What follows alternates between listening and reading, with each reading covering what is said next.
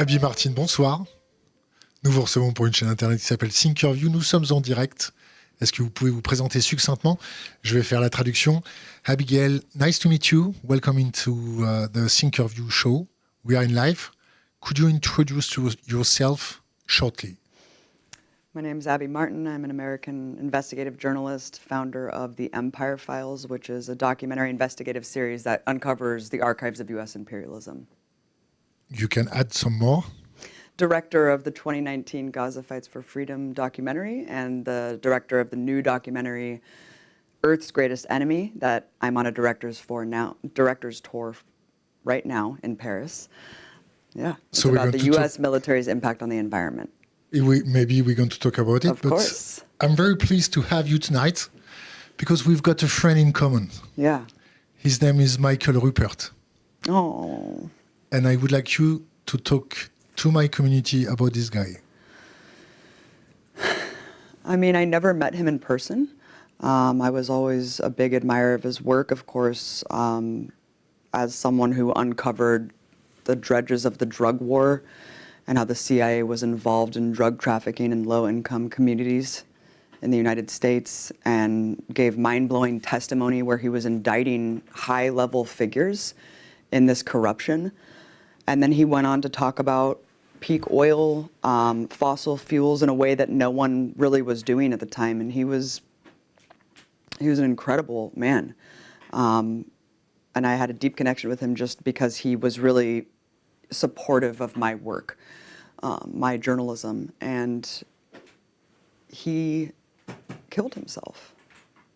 He committed suicide. And it was a really tough moment, I think, for a lot of us, because, and I never really, I mean, I did meet his wife, actually on this tour. She came to one of the screenings and she says, I was with Michael Rupert when we lost him. And thank you for the words that you said when we knew that he was gone. And it was the first time that I ever cried on air. You know, as a journalist, we're kind of taught to hide our emotions and keep everything inside. And I was so overtaken with grief finding out that we had lost him. A true friend and a hero of journalism, truly. Imagine his point of view today about the war in Iran. The war in Iran, I mean, back when, God, what year was it when we lost him? 2014, I think so.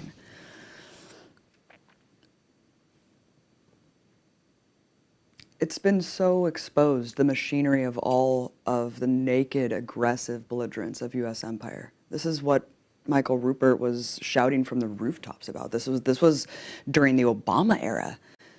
This was when everything was just normalized. I mean, look at France today. This is kind of the sickness of liberalism. It's the quiet, polite fascism. It's all about decorum and respectability politics, even though it's a death spiral. And Michael Rupert was one of the only people who was speaking the truth, very frank and open about what we were barreling into, how it was unsustainable. It was insane collective suicide, and he was ridiculed, just like so many of us are. We're marginalized to the peripheries of mainstream media because we expose the power structures, we're making people uncomfortable, and that's the kinship that I saw with Michael Rupert. Is I looked up to him. I looked up to him, and I really, what I'm most sad about is that I'm not able to learn more from him, because today I think that he would have a very astute analysis about how horrific this new era of colonialism, which is, it harkens back to the time of Christopher Columbus, where we're ejecting people at the barrel of a gun. Get out of your home or else. But at the same time, we're watching it. There's this overlap of the technological advancement where we can see the displacement and the genocide as if it's a reality show. Tomahawk missiles raining down hellfire on people with the complicity of European leaders allowing this to happen. I wish I could hear from him today. I wish I could see what he would say, because I feel like it would be the same thing that I'm saying. And I feel like I'd have one more ally in the struggle against this madness. Can I swear? Yeah, please, you can swear. You can. Okay. Against this fucking madness. give me some news about United States, how they feel about the war, how they feel about the journalism, about what's going on. You've got connection with friends there. What do they think? The United States is a very contradictory place, as are a lot of places in the imperial core, in the structure of the capitalist classes in our respective countries. There's a lot of contradictions because of the rot of neoliberalism, the hollowed out state of journalism, the infrastructure of the media, the lack of accountability for power structures. People have a deep distrust in media, and that is why Trump won. Trump was the only person addressing the dysfunction, fake news. Fake news. They lied to us about Iraq. The propaganda matrix that we all know that we're a part of. The vast majority of Americans know that we've been deeply lied to. They have a deep distrust of these institutions. And I think that's similar with so many people around the world, which is why we see fascism on the rise, because there's a hollowed out opposition that doesn't actually provide anything for people's material reality. So Trump was the only one siphoning in that energy and folding it into right-wing rhetoric and right-wing media. So there's a huge problem where there's a very big lack of real reporting, investigative reporting, substantive reporting. And of course, the richest men in the world who sit on these boards that profit off war, they sit on the boards of the media, they're all part of the same kind of open conspiracy where they profit off the destruction, they cause the destruction, and then they lie to us about what the reality is. Americans know. They just don't know how to orient themselves, and they're starved for the truth. They just don't know where to go for it, because everything's being siphoned and controlled and consolidated into such small pockets, and it's getting worse and worse. And as things become worse, and these things come home to roost, Americans are becoming more detached from their material realities. So they're becoming more detached from, they're becoming susceptible to conspiratorial frameworks, to cult-like thinking, because it's easier. It's easier than to deal with what's right in front of you. But Americans are waking up slowly but surely. It's a very tough road ahead because we live in a hollowed-out military empire, and it is parasitically sucking our life force, and it's pouring every last drop of our energy into a war machine. And everyone is slowly realizing that the reason that they can't afford rent is not because of their immigrant neighbor, it's because of the politicians who are feeding this war machine. It's a war machine, or it's an oil company with an army? Yeah. It's an oil company with an army? Yes. I mean, that's the thing, is that the environmental and climate movements for the longest time have been pointing, rightfully so, to oil companies. Obviously, they're the biggest perpetrator of this, right? They are the ones bribing our politicians. They're the ones who've set up this infrastructure to extract, pillage, right? You've got proof of bribing of politicians? What's that? You've got some sources? Well, let me just give you an example. At COP26, where I was in Glasgow, Scotland, there was more oil lobbyists there than there were any country's delegates. No. So the biggest contingent of the entire conference was the fossil fuel industry. So that just shows you how cartoonish these things have become. I mean, all of these global conferences, they don't include militarization at all.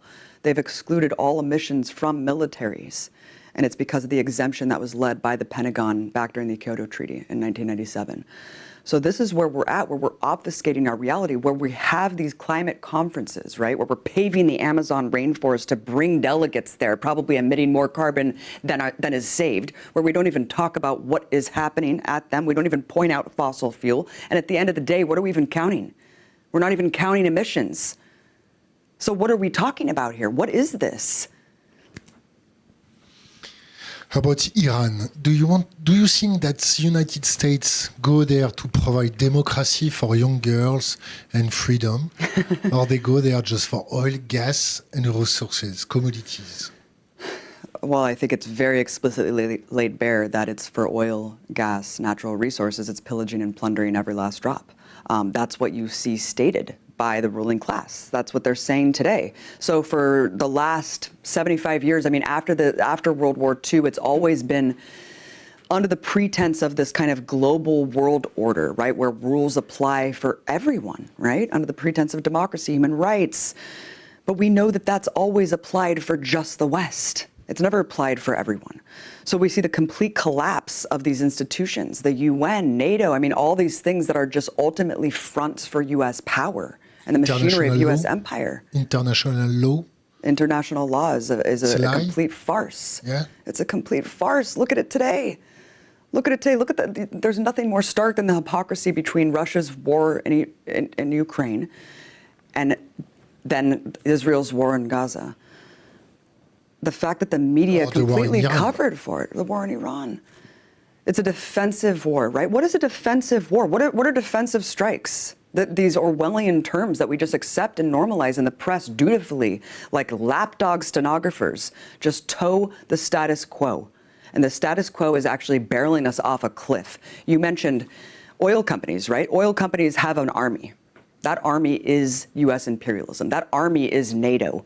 They are upholding fossil fuel infrastructure with the barrel of a nuclear-armed gun. They are subjecting the planet to the confines and dictates of global capitalism with military power and force. And it's time that we point to those perpetrators instead of the oil companies as an abstraction. Who's upholding the system? Who's preventing, stymieing any sort of even symbol of defiance to the system? Look at Cuba. What threat do they pose? Embargo everywhere in Cuba. Yes.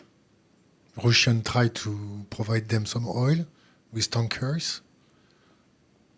Maybe we will see them arrived. I don't think so. Go back to Iran. So you made an inquest and a documentary about the pollution with the military. Oh, it's so small. It's big. Tell me more about your documentary, about the pollution that the United States Army put everywhere. There's so many layers to this issue. One of the layers is the fact that we hear the statistic in academia that the U.S. military is the world's largest institutional polluter, bigger than 150 countries. What does that actually mean? When you look at that statistic alone and you unpack that, that is just the oil purchases on paper that the U.S. was hiding up until a couple of years ago, under the pretense, again, of national security. You can't know how expansive our military is because then you would be feeding information to the enemy, right? So this is actually an incredible premise, but over time, activists have forced this information into the forefront. So we know now 270,000 barrels of oil per day. This is to maintain just the arsenal of the global military empire. The amount of toxic chemicals and waste that's dumping into the environment annually, just in the US, 20 million tons. This is according to all of their own data on their websites. The inventory release of the Pentagon. You can all look and quantify this yourselves. So just the maintenance of the arsenal alone, coupled with coupled with legacy contamination of Agent Orange, nuclear radiation, extractivism, then you extrapolate that out and look at the life cycle, right? The life cycle, the chain of the weaponry. How do you extract the rare earth minerals, right? You ship all these weapons all around the world. Where are the routes? Where are the supply chains? They're the arteries of capital flow in the Middle East, where the oil flows, where the natural gas pipelines are. And then you extrapolate that out, and then you look at what is the application of all of this? War. It's unquantifiable. Look at what we're doing in Iran. Already in the first 2 weeks of the war, what BBC called unprecedented environmental catastrophic devastation wrought on 90 million people living in the broader area of that. Acid rain, black soot, generational impacts that are going to be felt globally in just the first 2 weeks. This is collective suicide. And Trump said it's not the end. It's not the end. They're going to intentionally target oil infrastructure and natural gas infrastructure. They're going to keep going. But it's for freedom. Iran has the third largest oil reserves in the world. Ever since Mohammad Mossadegh wanted to nationalize the oil, he wasn't even a communist. He just wanted independence. He wanted sovereignty for his people. And that was enough for the U.S. to completely tamp down and destroy that country and have it under its thumb and just sanction the economic war that's been wrought on Iran ever since. Look at Venezuela. Good God, the fact that the Bolivarian Revolution even survived to the extent that it has, under just crippling sanctions, where 40,000 people, according to the Center for Economic and Policy Research, died in just a couple years from sanctions. This is the invisible war. This is the invisible hand of empire. That was normal, right, under our respective governments. This is accepted. This isn't seen as savage or barbaric to kill people with sanctions, to deprive them of food and medicine. So it's so obvious, isn't it, what all of this is for? So why even placate us about freedom, human rights, and democracy? They killed 165 little girls the first day of this war. Where's the outrage? Where? I just read a story where people are going to the graveyard mourning all night. This is 165 little girls. They're in just collective disbelief that this happened, that the U.S. double-tapped a little girl's school to kill the rescuers. This is war crime upon war crime, grief upon grief. How do you process this? This is one of the biggest atrocities directly committed by the U.S. since the My Lai massacre in Vietnam, and yet we paper over it as if it's all flattened because of what Israel's done. The atrocities are so rapid now that everything's flattened. We don't even know how to respond to the most heinous thing when you really zoom out and you think, oh my God, that was just 2 weeks ago. Oh my God, what's next? What is your point of view about your corporation of journalism, so-called journalism? Did they handle properly the topics? Did they make perfect paper? Or is it's only yellow press everywhere? Propaganda everywhere from the left side, the right side, the middle side? What is your point of view about your corporation of journalism? They are making a beautiful job? They are making an amazing job? Or they are just like, I don't know how to translate that in English, but they are slave of politicians. They're a slave of empire and capitalism. In order to ascend in these institutions, I think in our respective countries, you need to believe, you need to dutifully believe in the system. You need to be a Zionist, an imperialist, a capitalist, through and through. It needs to be baked in to the mythos of that underpins capitalism. If you're not. And if you are not, you are relegated to the outskirts. You are ridiculed. You just look at my Wikipedia page. I'm a conspiracy theorist. I've criticized Israel and called war crimes what they are, and so I must be anti-Semitic. And so you see these labels thrown at you. And of course, it's reinforced by corporate media smears, because you go outside the periphery of corporate media and you're not reinforced by their narratives, and so you're cast out. You're cast out, and that's all they need to do, right? They just need to ignore you and not include you in the conversation. It's like Chomsky said in Manufacturing Consent. I mean, the parameters of debate are so tiny. So we have the imagination that we have, all the myriad of media institutions. We can go and we can look at liberal, conservative media, but really it's all just very tightly controlled and just a very, very small, what's allowed to be discussed, very, very small window. And if you go outside of that, watch out, watch out. It is, the way that the corporate media works is way more insidious, I think, as someone who worked for Russia Today for quite some time in the States, in the USA, and it was called an overt propaganda network, right? This is the arm of the Russian state, and you're a propagandist for Russia. And I would acknowledge the bias. Yeah, I'm working for a station that's funded by the Russian government. I can acknowledge that. You've been free there? Yes, very much. You've been free to work on any 100%, topic? 100%. When the incursion of Crimea happened, I went to my manager, the bureau chief, and I said, I am uncomfortable with the way the media is telling this story. I feel like this harkens back to the Iraq war propaganda. Iraqis giving soldiers candy and flowers and thanking them for coming. And even if that is true, I feel uncomfortable towing this line. I'm an anti-imperialist, and I'm kind of horrified by military aggression in any form. He said, look, say what you say. Say what you say. And I said it. I was elevated as an anti-Russian hero across Western media overnight. I was on the front page of French newspapers and British newspapers lauding me, celebrating me for standing up to the Russian propaganda network. And so I was invited on all these platforms, and immediately I said, well, what about you? Well, Piers Morgan, I said, what about you? This is no different than what you did during the Iraq war. What did MSNBC do? What did CNN do? I went on NPR and they said, "Isn't it disgusting that you're working for an overt propaganda network that's just completely propagandistic?" I said, "You guys took $1 million from, you took a huge, I'm not sure if it was $1 million, it was a very significant amount of money from BP. And how could you tell the truth about the BP oil spill if you are subsidized by oil corporations yourself?"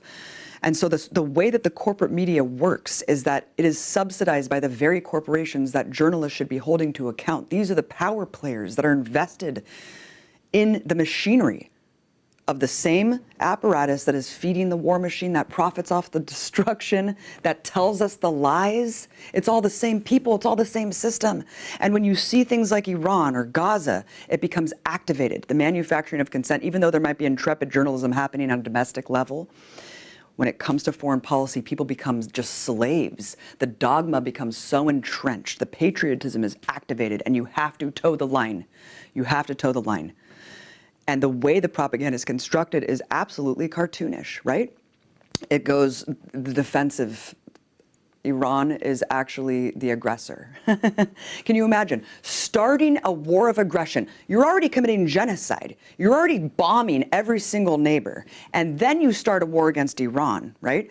And the media calls it a defensive war, a necessary war, because Iran's constructing nuclear weapons that you claim that were destroyed weeks prior in your other attempted war of aggression. So the way that the media manufactures this, they always absolve the perpetrator. Iranians and Palestinians just drop dead, while Israelis are slaughtered, Westerners are murdered. This is all intentional. Genocide doesn't happen in a vacuum, and war certainly doesn't happen in a vacuum. It is told and dictated to us, and people fall prey to that. They have no idea what's going on. I blame the journalists for all of this. You blame them, but do they've got a justice to make them straight about their profession? Do they have a serment d'Hippocrate? Do they have the Munich Charter to respect? Do you know the Munich Charter? Do they have any kind of ethical guidelines in the US for the journalist corporation? Well, there was this famous lawsuit where Fox News was sued back, I think, like 20 years ago, and they were sued for one of their extraordinary claims of disinformation on air, and the judge actually ruled that they're not a news agency. And so they're not held to account for their lies and false information because they're entertainment. And so you've seen this kind of invoked over time by pundits all over corporate media that, no, this isn't really the news. This is just, going back to that lawsuit. And I think that that's a really instructive case for all of us because I wish there was a Hippocratic oath that guided journalists, that we all had some, determination for the truth, no matter what cost, right? No matter what the consequences. But no, entirely self-preservation and access, and especially in a world where investigative journalism is dying, it's dead. Even the Washington Post, it's seizing in on itself. Because at the end of the day, it's not profitable, it's not even marketable to have real journalists in the country. So even though the underpinning of Americana is about the First Amendment and the lore of the free press, it's a dead notion. It does not exist anymore. And very shortly, I feel like the erosion of the First Amendment, it's already where we can't boycott. We can't boycott Israel. We can't boycott oil corporations, right? And it's going to be, very, very soon. It's going to be, I would be shocked if the First Amendment lasted another decade in the current form. Tell us about the evolution of media in the United States. I mean, these 5 last years, the audience has been shifting toward podcast and alternative media, and there's no more audience. I mean, CNN doesn't have any more viewers. NPR is nearly dead. CBS is struggling. What happened in the United States during these last 5 years for the audience to flew away from mainstream media and go toward new stuff like Joe Rogan and things like that? How do journalists react to this thing? Well, it started during Clinton, the Telecommunications Act. I mean, again, this is all kind of a neoliberal project, right? Where you superficialize and tokenize human rights and freedom and things that sound really liberal, but then you're obsessed with capital accumulation, and that's your basically foundational guiding principle. And so when that's your hollowed out base, people see through that because it's such a hoax. And so when you see these institutions not holding people accountable, when they excuse war criminals like George Bush, when they parade around Henry Kissinger as some token, voice on the war on terror, I mean, people see through that. And they know that there was something deeply wrong with what we were told about 9/11, about the Iraq War, subsequently every one of these foreign policy misadventures that are done for the coffers of the very few ruling class people. And so that distrust continued to just fester and fester over time. And they just saw the hollowing out of these liberal bodies that dictated these papers of records, right? These narratives that we just took as truths. That was happening at the same time as the advent of social media. So this egalitarian nature of the internet, the burgeoning consciousness of people when I was young going into college and seeing the truth, you could seek it out. Things weren't fed to you. They weren't forced down your throat. You didn't have your reality curated to you by tech overlords telling you, infantilizing you, telling you what you can and can't see, who we can trust and who we can't. Let the think tanks tell us. So at the beginning of the internet, it was an extremely kind of revolutionary tool. Over time, obviously, the danger became very apparent for the ruling class, and they tried to tamp down on that. But at the same time, there was a psyop going on where they tried to get us to trust in these institutions like Google. Spying bad from the NSA, Google good, Google no evil, trust Google. So there was this it's been very manipulative, right? But because we all trusted in those institutions in terms of a counterweight to corporate media. So, myself included, I rose to the ranks of independent media, alternative media, trying to use those tools that they gave to us. And now we're seeing that we're kind of imprisoned in that same structure. So the same ruling class that's consolidating our media is now consolidating the very tools that liberated us, that reclaimed these truths and narratives, empowered the marginalized communities who were suppressed by ruling class structures like corporate media the whole time. Palestinians are a perfect example, reclaiming the truth, showing us that this reality has been inverted. This is a false reality that's been constructed and forced down to us. Palestinians are who we should be listening to dictate what the truth is. They just show us the unvarnished truth, live streamed for all of us to see. The threat that poses is extreme. So what used to be 6 corporations that controlled 90% of everything we saw, heard, and read a couple of years ago is now tightening even more, right? Where you see Zionist billionaires like Larry Ellison buying up now TikTok, these mergers happening where you see a genocide denier like Barry Weiss, who's literally a Holocaust denier, because that's what this is in Gaza, it's a Holocaust. She is elevated now to the ranks of running CBS, which was, 60 Minutes was one of the last vestiges of investigative journalism in the US, and now it's run by a Holocaust denier. And she could be running CNN too. So this is the state where you fail up. If you are dutiful, if you're a good lapdog, if you're subservient to the empire, you fly up. You ascend to the tops. Just like Pete Hegseth, just like Donald Trump. The system rewards sociopathy, psychopaths, and that's why these people are in power. And do you think something will emerge from alternative media that will ultimately replace mainstream media? Basically, France is in the same kind of situation where a couple of years behind you, but there's roughly the same distrust toward mainstream media, roughly the same distrust toward journalism, and we're seeing a lot of alternative media, just like this one, popping up and having really high score compared to mainstream media. So we kind of feel in France that we're just behind you. We're going in the same direction, which is not very reassuring. But the way the media landscape evolves is pretty enlightening, and the way and looking at the American media landscape and the way it evolves is a pretty good signal for us French to understand what's going on and what's going to happen to us. Right. Roughly, Donald Trump, the French equivalent. But seeing that through the lens of the transformation of the media landscape is pretty interesting. So we would love to see your view on that. Yes, I mean, it's fascinating here because there's no First Amendment protections. I mean, the fact that literally I'm seeing people get arrested for just saying very basic campaign slogans for Palestinian liberation, and they are, this is considered. And arrested? In the streets of Germany and I mean, Europe is going nuts. I mean, what is going on here?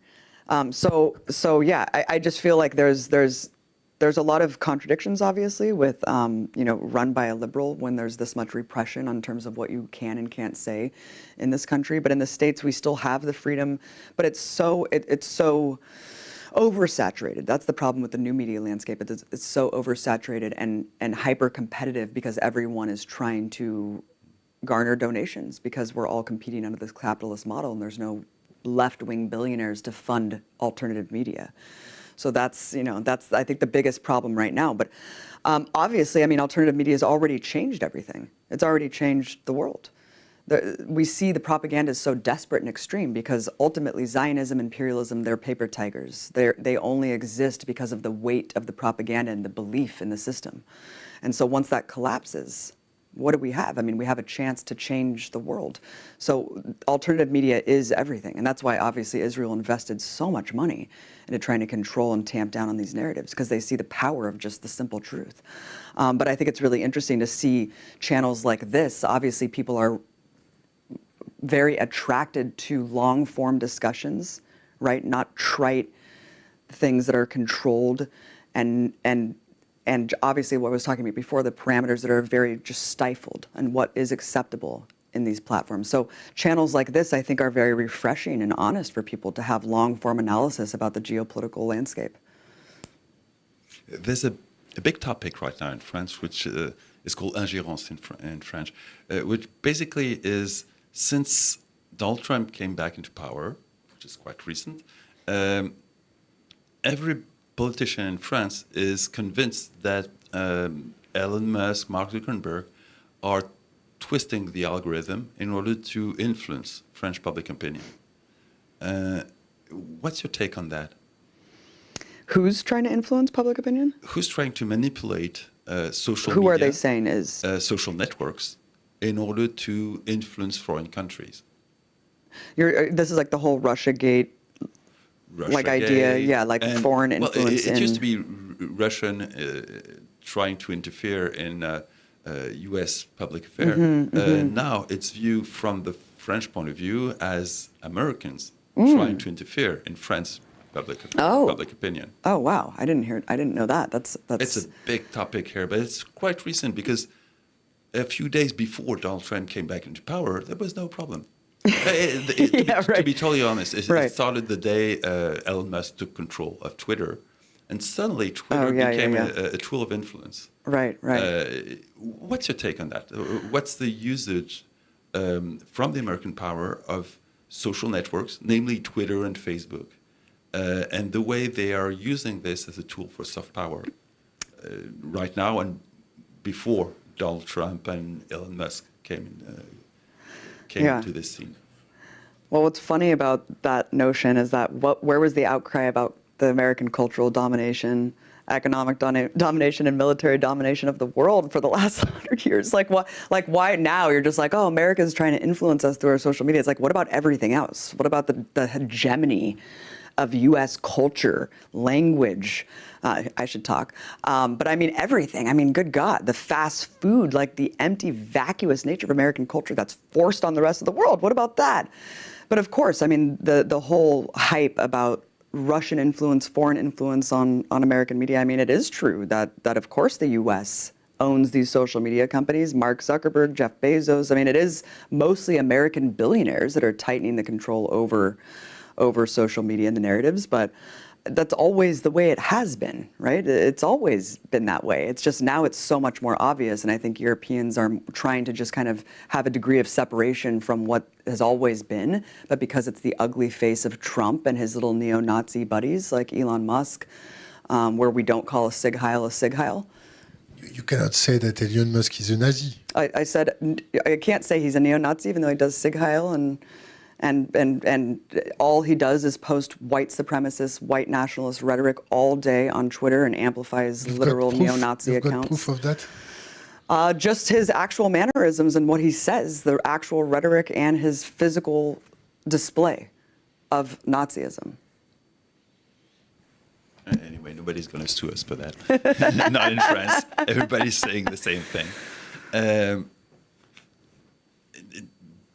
What do you think about the shift when it comes to the American soft power machine, shifting from Hollywood, who is not that effective these days, to social network, and the shift it has, it implies into the typically people like Elon Musk or Mark Zuckerberg becoming political figure, where yesterday Hollywood had a really big impact on politics and was the main soft power tool of the American empire.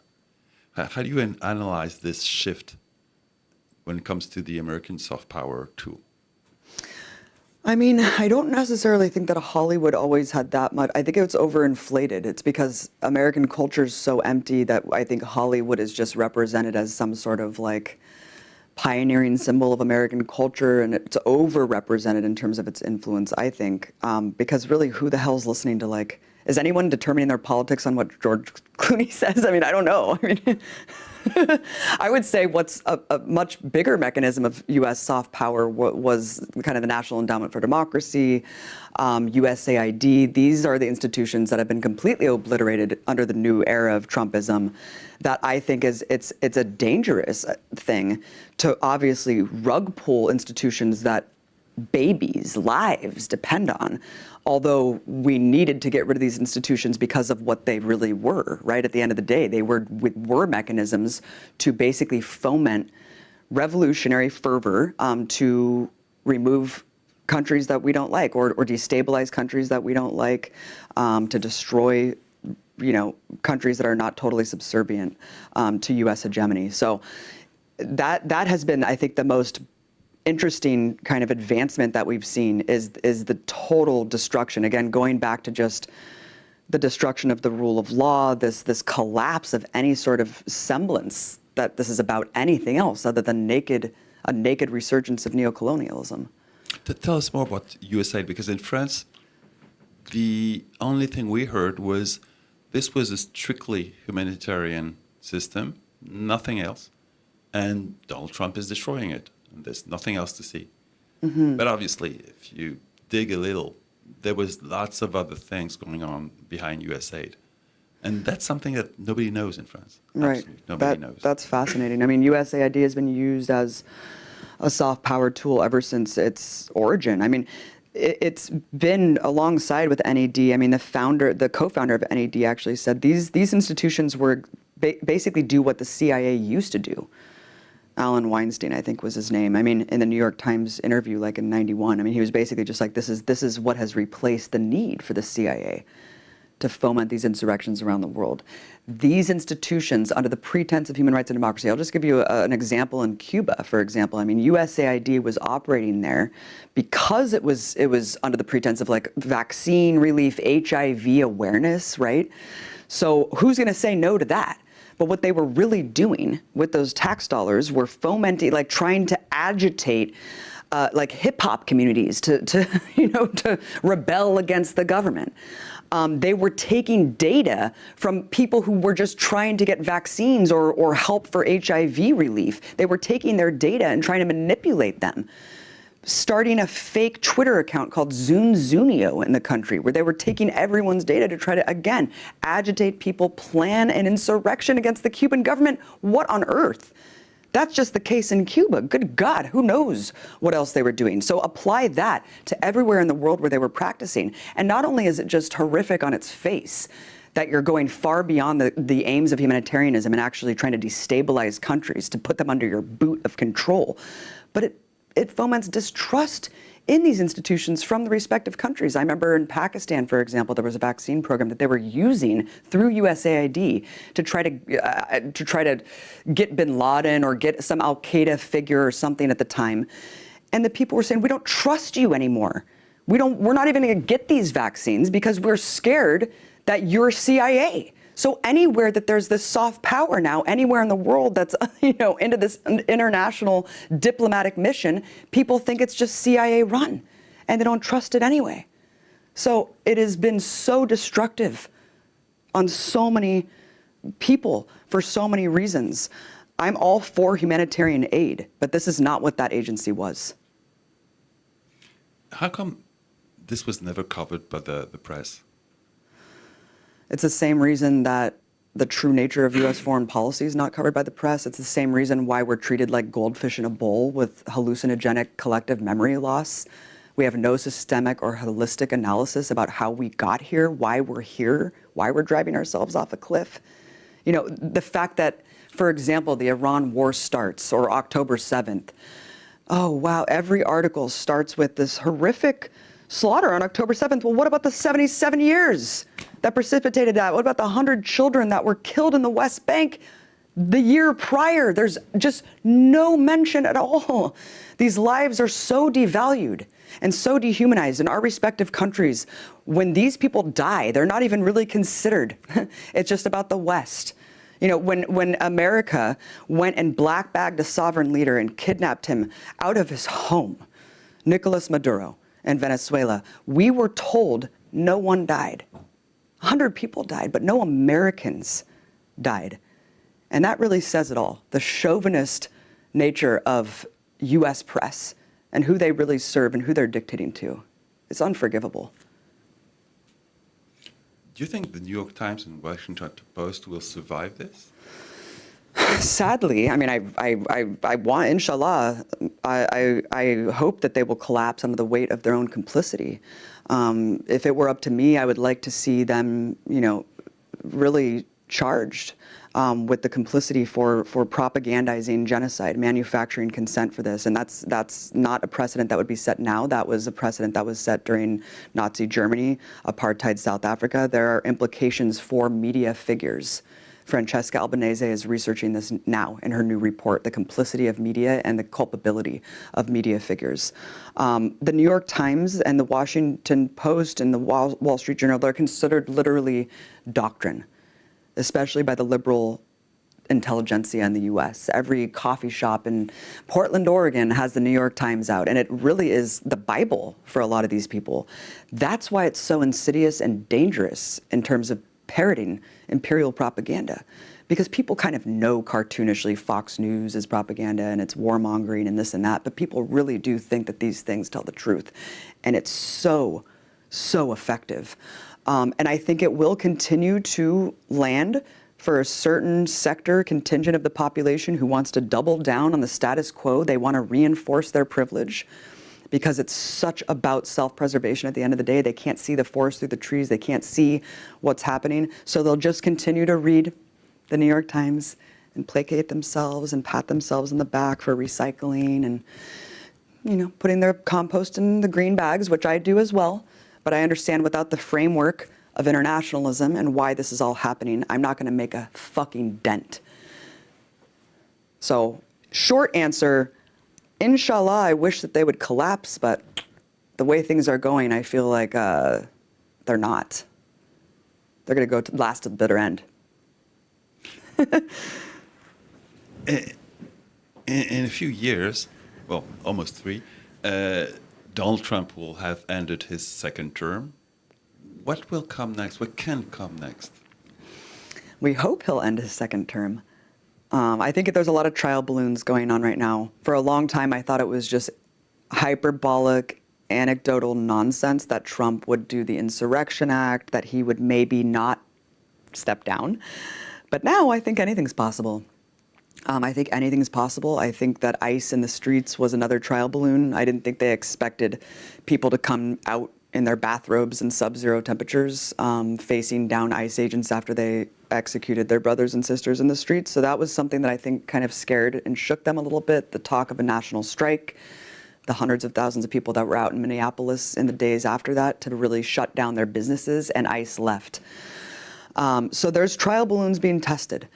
They're trying to figure out what they can get away with, what they can do. And and the wars always come home to roost, obviously, for marginalized people, but I think it's becoming very, very potent now when you see someone like Pete Hegseth saying we need $200 billion more in emergency funds as we don't have health care, we don't have child care. People are just dying in the streets. We're stepping over bodies, and this is what we're using our resources for. What's going to come next? I don't see a liberal opposition.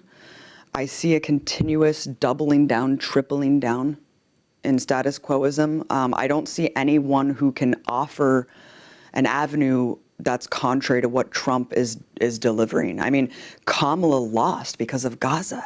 That's proven now. That was in a post-mortem electoral result. So Trump, they're going to continue to just feed off the energy. They're going to continue to try to amplify these false culture wars. I think if J.D. Vance comes next, it's going to be the same. I don't think we're going to have another figure like Trump. But Trump has bred a whole new generation of people who could just carry on this legacy of Trumpism, which is the neo-fascism. And the liberals have just hollowed out any sort of semblance of anything that we can do institutionally to stop this. What do you think of Peter Thiel?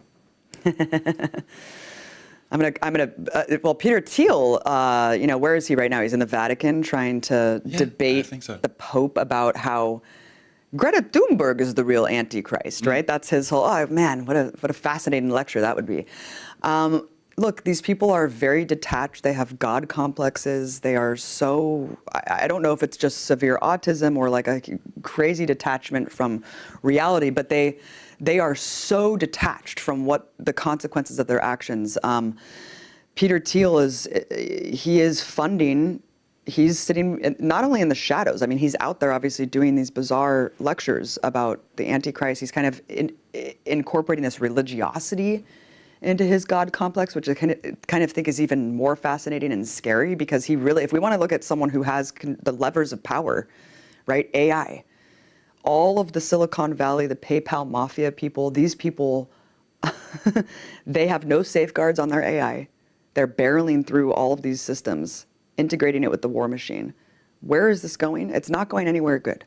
So Peter Thiel is one of these main operators who's seeded our reality. He, for the last 20 years, he's funded everything, all the power has been siphoned into the right-wing stratosphere, and that is a Thiel operation. He's not only behind Trump. J.D. Vance is a Thielite, right? J.D. Vance is basically incubated in a Thiel factory. I mean, he is a puppet of Peter Thiel. That is why he's a relevant person. He worked for Peter Thiel. His whole campaign was funded by him. So Peter Thiel has not only a direct line just to the White House, but the entire infrastructure of this, the infrastructure of genocide, the infrastructure of the surveillance system, of ICE, of everything in our respective countries. Peter Thiel is behind all of that. So it's a very dangerous display, and again, totally unregulated. Going back to artificial intelligence, there have been some things going on between Anthropic and OpenAI when it comes to powering the Pentagon. And clearly, Anthropic has said, okay, this is going too far, we're stopping here. And OpenAI jump in and say, oh, we'll do it, no problem. Yeah. How do you feel about the role artificial intelligence is going to play in the war in general? It's playing right now. It has a, well, we'll go back to journalism after a bit, but artificial intelligence has been popping up during the war in Ukraine and has been playing a big role. It has a major part in the war in Gaza. And today in Iran, everything is turning around artificial intelligence. It has definitely changed the way we do war. This and drones have definitely changed the way we do war. How do you feel? How do you analyze this? I remember when drone warfare became the forefront of obviously the war on terror with Obama at the helm. and it was just so disturbing, the fact that you could have this kind of lack of accountability. It's like a video game, quote unquote, that a lot of these drone operators said. And of course, the 98% failure rate, according to the Pentagon itself, about their official targets weren't even met when they deployed the drones. So it was always just so perverse of an operation that you can be, so far away in an operating base and kill kids and never look in their eyes and never see who you're murdering. And now you don't even have a person. It's just the computer. It's Claude. It's Lavender. It's Hey Daddy, or whatever that system was in Gaza, where you just plant in an operational system of phone numbers, and whoever exchanged around a phone and whoever's in the vicinity of potentially someone who worked in the government, who picking up the trash, who did the mail, all of their neighbors and friends could be blown up in these AI targeted strikes. So first of all, there's a contradictory element to it, which is AI is supposed to be really intentional and targeted, right? And hone in exactly with no mistakes. So how is that possible that you could have something that is so specific and so targeted, but at the same time be carpet bombing entire neighborhoods and destroying whole high-rise buildings where it looks like 9/11s are happening every day in Iran and Lebanon and Palestine? How is that possible? So there's this just horrific nature of the destruction, the wanton destructions and war crimes, that there's no culpability. It's the plausible deniability of the AI. So even if there was some sort of semblance of international law, even if we did see these charges that were manifest by the ICC and we see Netanyahu holding trial, who would even take responsibility for this? The computer? The AI? So this is the dangerous slippery slope we're going on. When you couple that in with processing speed of how things could happen, the nature of warfare is going to get very, very scary. We think it's scary right now. It's just going to get scarier. But I look at something like, this is the way everything's operating. It's not just warfare. It's, look at healthcare. I mean, United Healthcare with Brian Thompson, the CEO who was gunned down in New York. And that was the way that they implemented their entire system, was the AI would decide if you could live or die. The AI was the arbiter of your life, if you were worthy of getting an insurance claim. Who's responsible for these things? When you take out the human element, who? We're not operating with human beings anymore. How about journalism? AI is coming big time in journalism. Yeah. What do you think will happen when AI will definitely find its way into journalism, into the intermediation between readers and the news, which is today made by the media and journalists, but obviously AI has some role to play in that. Of course. I mean, you mentioned before this notion that the U.S. is manipulating social media and foreign influence meddling and things like, Russia and French media and stuff like that to shift public opinion. What about corporations? What about AI? The dead internet is here. Nothing that we see is really real. I mean, it is such a false construct. Half of what you're seeing are bots, are AI. I mean, the oversaturation and over-inundation of algorithmic nonsense to bolster certain narratives, whether at corporate or state, is going to be completely indistinguishable from reality. And then you couple in deep fakes, right? Fake videos. I mean, you even see Donald Trump's official White House account putting out literal staged photographs of a woman crying when in fact she was pretty defiantly arrested, proud black woman, and she's sitting there, looking hysterical, crying because of this deep fake that they put out of. I mean, that is such a dark war that is being waged on our minds. That AI is just going to further exacerbate the darkness, just completely pulverize everything that we know to be true. And so, I think that journalists have a very, very tough road ahead, but they have, it's a very serious job. Critical media literacy and figuring out what the hell's true in this world. And that means not reacting immediately to everything until you realize if it's fucking real. Go back to your documentary. Yes. It's a long one, a short one, a medium one. How long? 5 years. 5 years long, yeah. Started it during COVID when I realized that the system had completely failed and that the imperial core where I was living had the biggest death rate in the world. You made it in how many weeks you took to make it?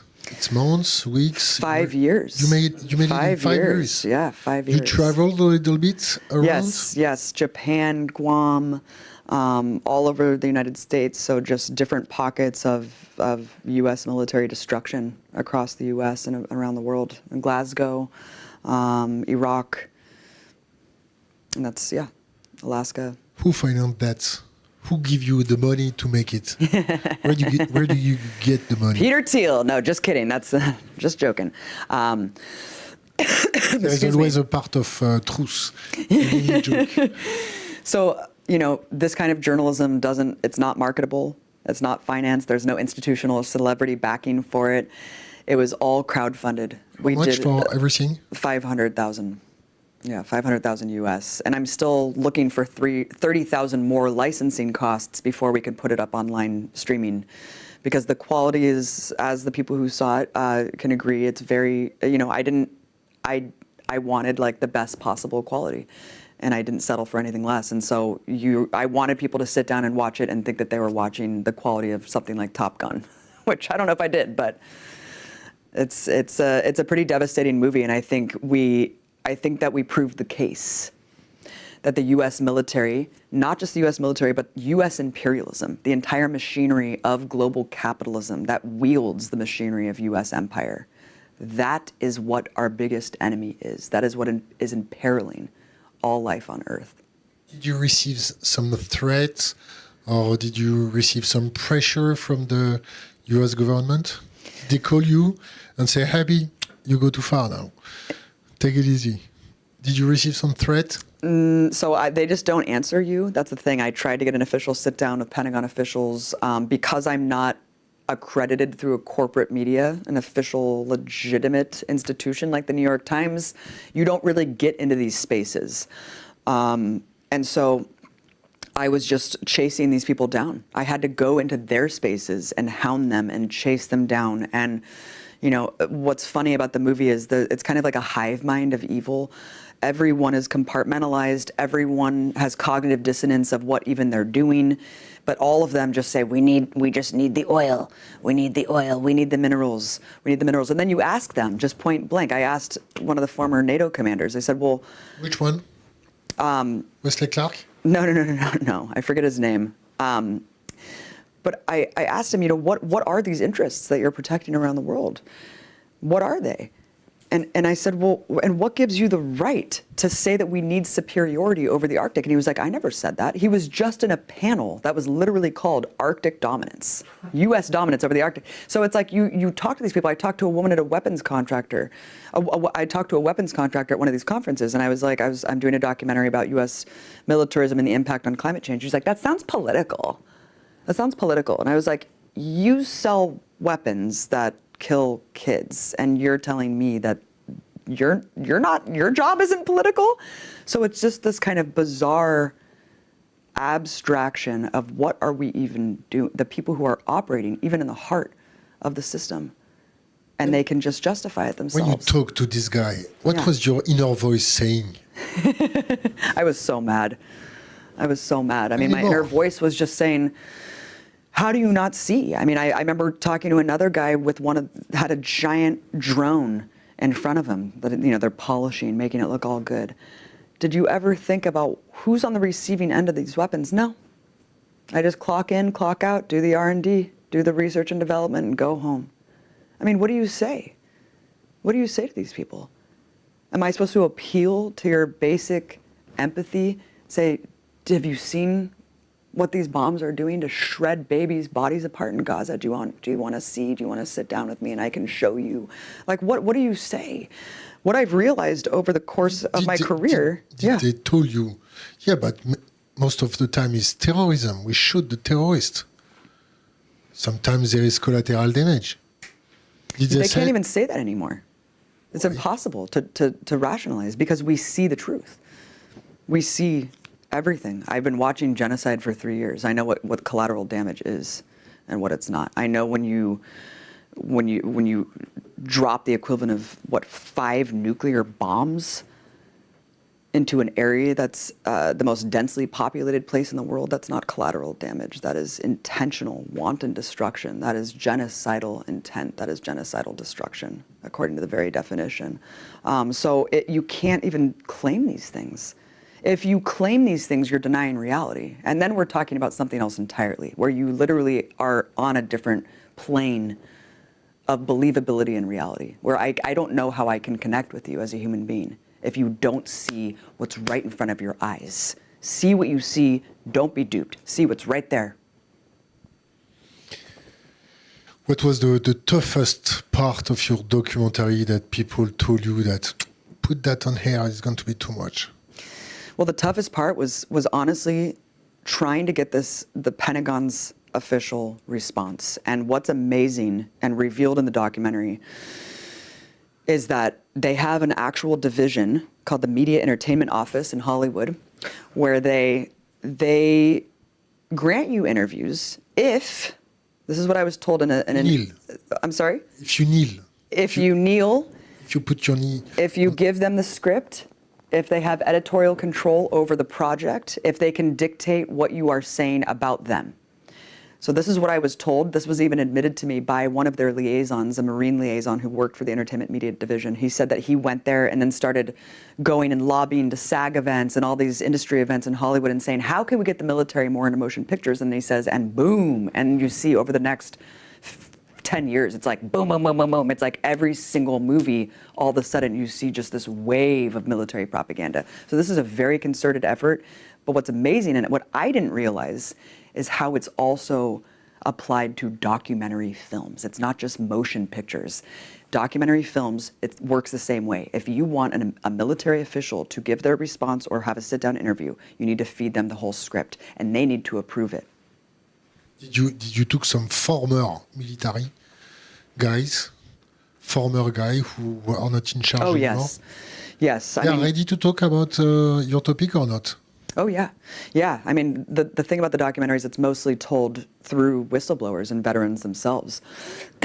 My husband is an Iraq War veteran who is now a whistleblower about the war in Iraq. And so he's kind of this humanistic element where that's what we're trying to make sure is it's not about soldiers. We understand that people are all victims of this system and they're all victims of military pollution because it has no borders.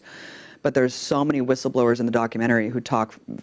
For example, there's two really interesting revelations. One of them is an institutional practice that goes on in the Navy while they're at sea is that they process the plastic, melt it all down into these massive, like pizza-sized discs, and they throw them over into the ocean. And this is something that's been happening for decades. This is corroborated by at least 30 ranking people who have been just low-level and high-ranking naval officials. This is an institutional practice that they dump everything overboard, and that if you don't do it, you're hazed. It's like a hazing ritual, and everyone does it, and they've always done it. So just that kind of callous disregard for the sanctity of life in the ocean, what they do to just engage in warfare against marine mammals all the time.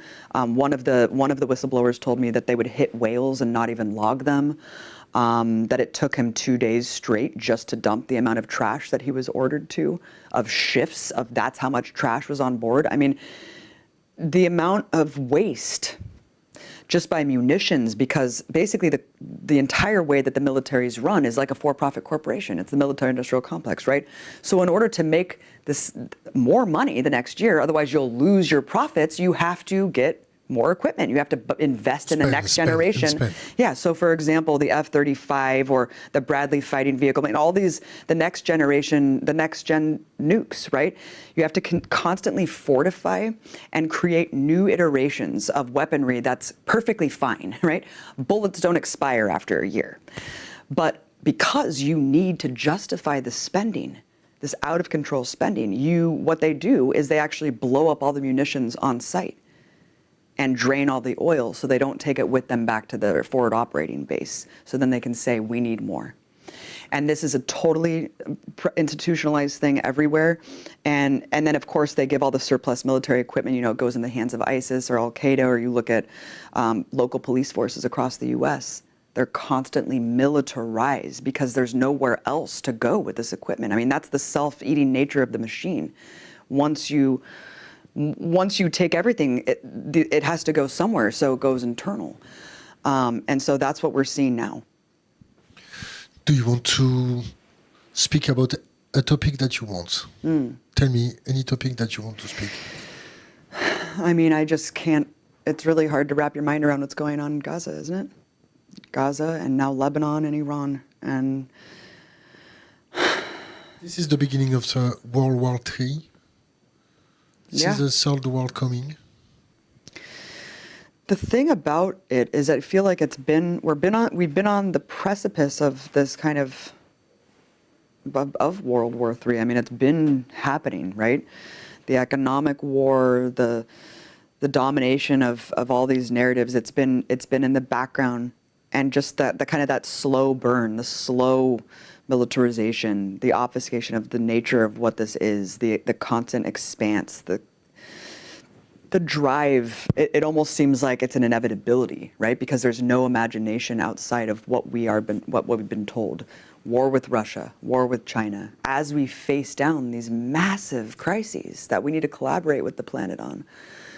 So that's what just kills me, is all these people invoking God and religion. It's like we have never been further from what our natural world is, like what makes us human, why we have humanity. So you've got 3 books for my community to read. What kind of books you can advise to my community? Give me 3 names. I mean, I'm an Octavia Butler head. I mean, I would have said Noam Chomsky before the Epstein thing, but Christ, another one bites the dust, huh? No, I mean, I'll never throw the work under the bus. Michael Parenti. I mean, Project Censored. Sorry to cut you. Yeah. What was your point? What is your point of view about the Epstein file? That's a big, broad one. I mean, the Epstein files. I mean, Epstein was clearly an asset, working for hybrid intelligence. Yeah. Which one? I mean, I'll say Mossad and CIA. This evidence is now like completely clear from the Epstein files themselves. One need to just do a quick search, and you can see that he was reporting. He was meeting with several high-level intelligence officials in the Israeli government. I mean, Barak was like a frequent guest at all of his penthouses. And then, of course, Bill Clinton, Trump, they were all very close friends. I think the Epstein file is, it's obviously, we're getting seated. I don't think so. Really? Trump has been close with Epstein. He's been close to... Who, Trump? Oh, yeah. Oh, they were best friends in the 90s. Oh, yeah. Oh, yeah. Trump said, I mean, he's in more photos and videos with Epstein than I am with like some of my own family members. I mean, this guy, the amount of material out there, I mean, just the bizarre letter that he wrote outlining like a little girl's body, writing like very coded, weird, creepy shit. I mean, it is like they might as well have just been like, hey, I had fun like with those little girls last night. I mean, it's so obvious that they were disgusting pigs that were assaulting women. I mean, grab them by the pussy. This is a man who said he grabs women by the pussy. So this is our president. This is the ruler of the military empire. So yeah, of course he was good friends with Jeffrey Epstein. And there's this kind of notion that he stood up to Jeffrey Epstein, kicked him out of his Mar-a-Lago. Look, Mar-a-Lago, what are hotels used for? I mean, come on, all of this is just part of this machinery, a blackmail operation. But then what's interesting about the Epstein files is that it goes into this weird territory where it absolves Trump and pretends like Israel's blackmailing him into doing all the things he's doing. And that is an odd pivot from the truth, because I don't like to absolve the US empire. I don't like to absolve Trump. Go back to the 3 books. Give me 3 names of books to advise. The Veins of Latin America. I mean, Blowback was one that was really formative for me. Confessions of an Economic Hitman. These are all like really I would say like formative books on understanding the machinations of U.S. imperialism, at least for me when I was younger growing up. That Blowback was an amazing one, because I remember reading that from Chalmers Johnson. He was a former CIA guy turned anti-imperialist. And there's a whole chapter just on Okinawa. And I was completely blown away that this former CIA guy could be like, oh, this is, I mean, to know that an island smaller than the state of Rhode Island, which is such a tiny little land, right, with 32 military bases on this tiny island, and it harbors the most ancient, beautiful blue coral reef, all these endangered species, hundreds of endangered species, the dugong whale, which is an icon for Japanese Okinawan people, and we're over there. My military is over there expanding, destroying in this exercise in just complete futility and insanity, just blowing up this mountain, landfilling this beautiful blue ocean. And I just couldn't believe it. I couldn't wrap my mind around the insanity of this. And that a former CIA guy was sounding the alarm on this, saying, this isn't for security. This isn't for anything. This is just sheer destruction for profit. So I think there was something about that burst through my understanding of like just my whole notion of American exceptionalism, that this was somehow about freedom and protection. And I just thought, wait, this is insane. Like this is the opposite of everything I've been told. And that was when I was 18. Have you got an advice for the next young generation? Oh, wait, let me give 2 more books. End of Ice by Dar Jamail and Green Zone by Barry Sanders. These are 2 books in the film that are really crucial reading. The Green Zone by Barry Sanders is basically a cumulative kind of thesis on that underpins our film. So we kind of refreshed his thesis from 20 years ago. But he was the first person that I know that really calculated the environmental impact of the military in a comprehensive way. The End of Ice by Dar Jamail is a great one that really accounts for how cataclysmic climate change is coming. And really an honest, sobering look at it that I never really wanted to look at before. And I love him because he's a war reporter. And so he understands militarism and the role that it plays. And I really appreciate that perspective in terms of the climate debate, because that's what this movie is trying to do. It's trying to intervene in the environmental movement. We're trying to have an intervention in this mainstream dialogue where the onus is on us to have paper straws, solar panels, and Teslas without pointing to the big chemical polluters, the big institutional polluters, the ones who are creating single-use styrofoam and making us feel like it's our fault, that we can save the world if we just buy right. No. So this is an intervention to stop this madness, to have us honestly reflect on what we can do. Because me drinking out of a paper straw is not going to do anything unless we collectively act together and point to the real perpetrators of this disaster. All of it's been a marketing tool. The hope that I see in the future is the consciousness that's exploding around the world, the millions of people in sustained action everywhere that are putting their careers and lives on the line in some instance. Only a few number of people who do that, who've done that. There's a few, but all it takes is a few. That's all it takes. History changes quickly. Look how much history's changed in the last 2 months.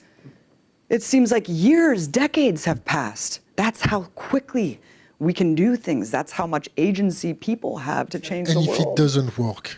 If it doesn't work, we tried. Sure as fuck tried, didn't we? We gave it a go. Because you know what? I'm not going to sit idly by and let fascists just take over and let them kill and rob my planet. I brought 2 children in this world. I have a vested stake in the habitability of the future of this planet. I love the earth. I love people. That's everything that I know, and my community is movement building, having a stake in everything, every living, breathing thing on this earth. I'm not going to fucking let these monsters rob it from me blind.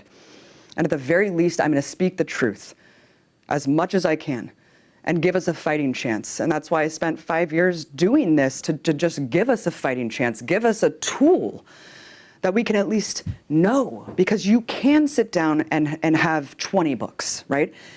The problem with the way media works today is people don't have the attention span. They need to just sit and actually process good information. And I do believe media can change the world. I really do. And I think, look, for the past 20 years, the word socialism, communism, it's been completely taboo in the capitalist core, right? In the imperial core. Now it's not. We understand the foundational enemy. We understand that capitalism is driving this. That gives me hope. I triple down on that. So the population, I have to. The population start to understand what's going on. What's going to be the reaction of the system?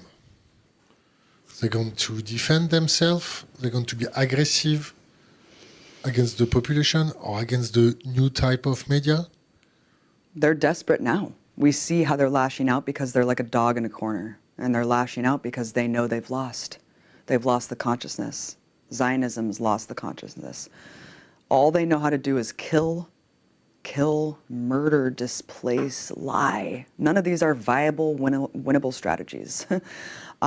History is no longer dictated by the ruling class. History is no longer dictated by just the ones that are in power. We understand now.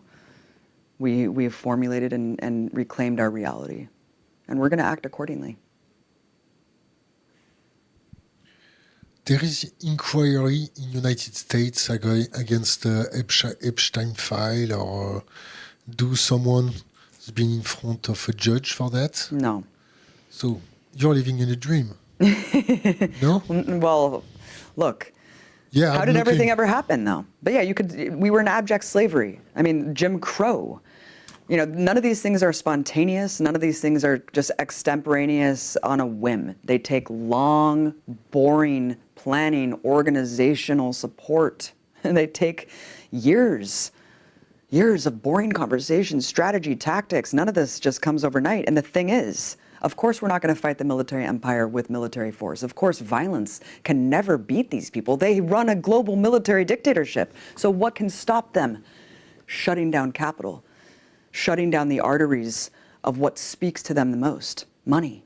That's all that matters to them. That's why Minneapolis worked. That's why it terrified them. Look at all of the labor struggles. That's why they hollowed out unions. They co-opted labor.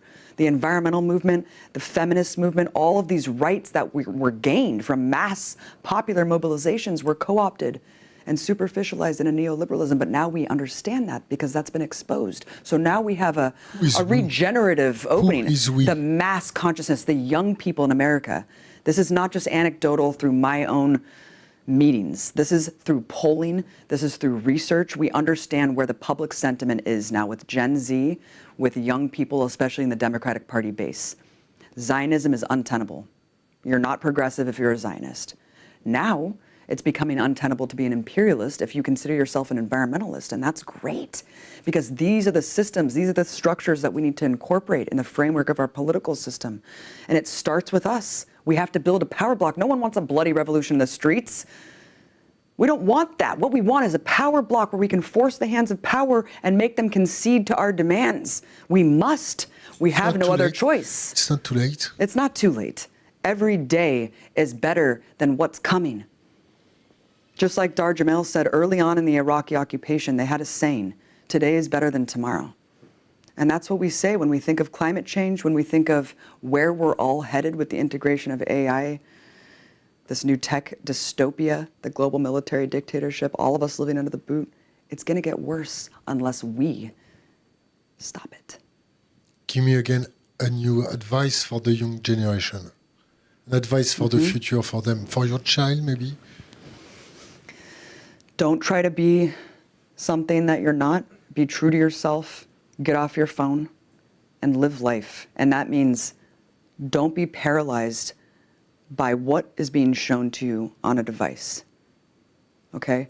Go out and start talking to people and looking them in the eye, feeling the empathy, getting back to the human level of when you can talk to someone and meet them where they're at with humility.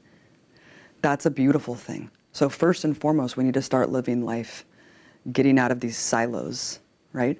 And this depressive state where everything is paralyzing and terrifying. We have agency. And they know that we do. If they didn't, they wouldn't be doing what they're doing to tamp down on what we can and can't say, what we can and can't do. So my advice to young people is to live, baby. Live, breathe the air, go out in nature and love. Love with your full heart. And that means fighting.